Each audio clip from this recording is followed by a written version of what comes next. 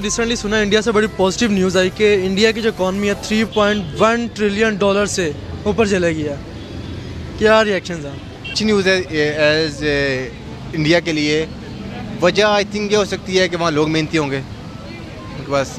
I think वहाँ as compare to Pakistan में ज़्यादा किताबी कीड़ा बना जाता है, मतलब वो ओनली बुक्स पे फोकस किया जाता है। और इंडिया में जो बात करें आप, जो इकॉनमी की इंक्रीज़ हुई है वो स्किल्स में ज़्यादा होंगे, इसलिए UAE, Saudi Arabia as China भी इंडिया में इन्वेस्ट कर रहा है। तो ज़ाहिर बात है यही होगी, उनमें स्किल अच्छे होंगे इसलिए इन्वेस्ट कर रहे हैं। Nice, very good. मैं मतलब मुझे बड़ा अच्छा लगता है जब इंडिया कहता है ना कि इंडिया ने ये कर दिया, इंडिया ने वो कर दिया। जनरल बात मुझे काफ़ी अच्छा लगता है। ये नहीं कि भाई मैं पाकिस्तान के ख़िलाफ़ नहीं, मैं पाकिस्तान के ख़िलाफ़ नहीं हूँ, लेकिन अगर एक कंट्री हमारे साथ आज़ाद हुई है, वो 3.1 ट्रिलियन पे उसकी इकॉनमी है, और पाकिस्तान सिर्फ एक चीज़ पे लगा हुआ कि भाई हथियार बना। नहीं भाई, ये हथियार वाला टाइम गया, अब टेक्नोलॉजी का दौर है। टेक्नोलॉजी पे थोड़ा आओ, 5G पे आ गए हैं। 5G पे आओ। पाकिस्तान अभी भी भाई मैं बलूचिस्तान का हूँ, बलूचिस्तान में 2G काम नहीं करता। 5G तो बहुत दूर की बात है यार। मतलब एक मेरे लिए खुशी का मकाम है, ठीक है। लोग कहेंगे कि भाई ये पाकिस्तान के ख़िलाफ़ है, इंडिया को सपोर्ट करता है। नहीं भाई, जब एक कंट्री अच्छा परफॉर्म कर रहा है, ठीक है, हमारे साथ ही आज़ाद हुए। ये नहीं कि भाई वो 100 साल पहले आज़ाद हुआ था, हम 100 साल बाद में आज़ाद हुए हैं। एक साथ ही आज़ाद हुए थे, एक ही तारीख को आज़ाद हुए थे। 12 से पहले हम आज़ाद हुए, 12 के बाद वो आज़ाद हुए। लेकिन पाकिस्तानी क्या है भाई, हमने इंडिया को वर्ल्ड कप में हरा दिया, हमने इंडिया को वो कर दिया, हमने इंडिया हथियारों में आ गया, हमारे पास एटम बम है।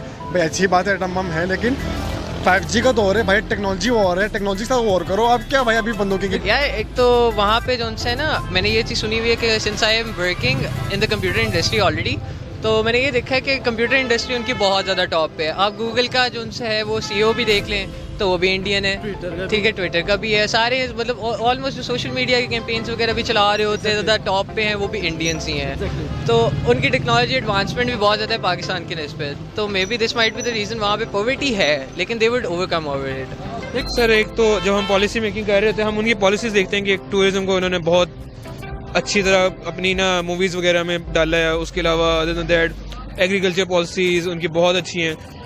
पाकिस्तान का अगले दिन इटली के साथ कोई बना हुआ था चावलों के ऊपर, और पाकिस्तान 6ठे नंबर पे और वो पहले नंबर पे। अगर ऐसी उनको ग्रोथ होती रही, चीज़ें मिलती रही, तो दे विल ग्रो ट्रिलियन क्या पता नहीं कितने डॉलर्स में जाके उनकी इकॉनमी जाके ग्रो कर रही होगी। तो साथ में हमने एक और चीज़ भी सुनी कि जो IMF वो कह रहा है कि अगर 2030 तक इंडिया इस तरह ही चलता रहता है तो एशिया की सेकंड सुपर पावर बन जाएगा।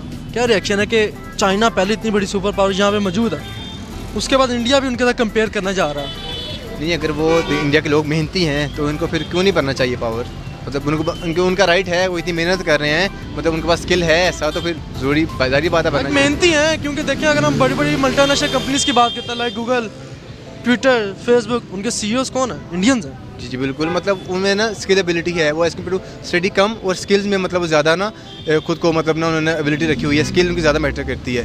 तो ये अच्छी बात है, मतलब स्किल वाला बंदा कभी भूखा नहीं मरता। इस वजह से उनकी इकोनॉमी मतलब ना जो रेशो है ना गुर्बत की, वो कम हो गया है, 6% हो गई है। यही वजह है।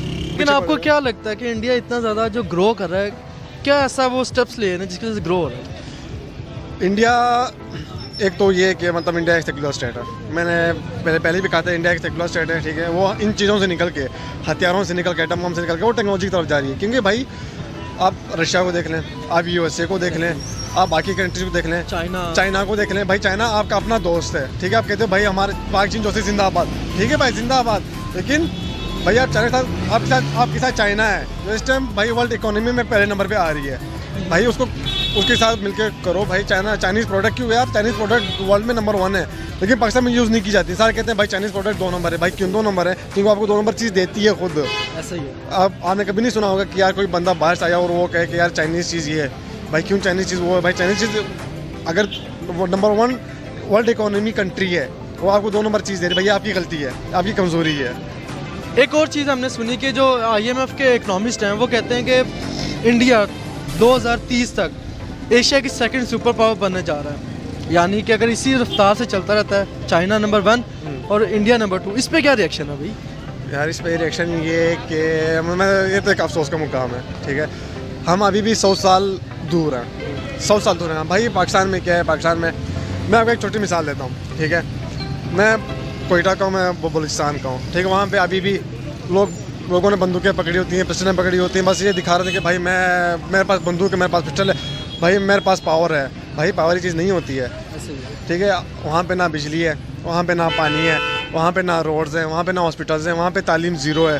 भाई आप किस तरह वो करोगे? आपने एक लाहौर को जोर दिया, एक पंजाब को जोर दिया, आपने एक इस्लामाबाद को जोर पकड़ा हुआ, एक कराची को पकड़ा हुआ है। भाई आप दूसरों को भी साथ लेके चलो, आप पूरे जब मुल्क को साथ लेके चलोगे फिर आप उनके साथ कम्पीट करोगे। भाई आपको अभी भी 100 साल लगेंगे इंडिया तक पहुँचने में। चाइना USA को छोड़ दो, अब इंडिया तक पहुँचने में आपको 100 साल लगेंगे। लेकिन हम इसके साथ ये भी देखते हैं लाइक जिस तरह वो उनकी कोशिश यही होती है कि जो बाहर की इन्वेस्टमेंट्स हैं वो इंडिया में लेके आएँ, लाइक UAE है, सऊदी अरेबिया है, ये भी तो एक रीज़न है। यार जहाँ पे भी मल्टीनेशनल कंपनी जो सी हैं वो इन्वेस्ट करती है ना, वहाँ पे ऑब्वियसली बात है एम्प्लॉयमेंट आती है। जब एम्प्लॉयमेंट आती है तो आपका जो कंट्री का जो सा होता है ना GDP होता है, ग्रॉस डोमेस्टिक प्रोडक्ट, वो ज़्यादा इंक्रीज़ होता है। जब आपके वैरायटी आ जाती है और आपके एक्सपोर्ट्स इंक्रीज़ हो रही होती है तो लाजमी सी बात है आपका बैलेंस ऑफ पेमेंट भी इंप्रूव हो रहा होता है। तो वो जब एम्प्लॉयमेंट भी बढ़ रही होती है, पॉवर्टी भी कम हो रही होती है, तो जहाँ पे वो कंपनीज वगैरह खुल रही होती हैं वो ज़्यादा प्रेफर करते हैं कि हम लोग लो लेवल वाली साइड पे जाएं। तो यहाँ पे उनको जहाँ पे वो कोई लेबर को मिल रहा होगा 15,000, वहाँ पे उनको 20,000 मिलना शुरू होता है, 25,000 मिलना शुरू होता है। लेबर भी खुश हो जाती है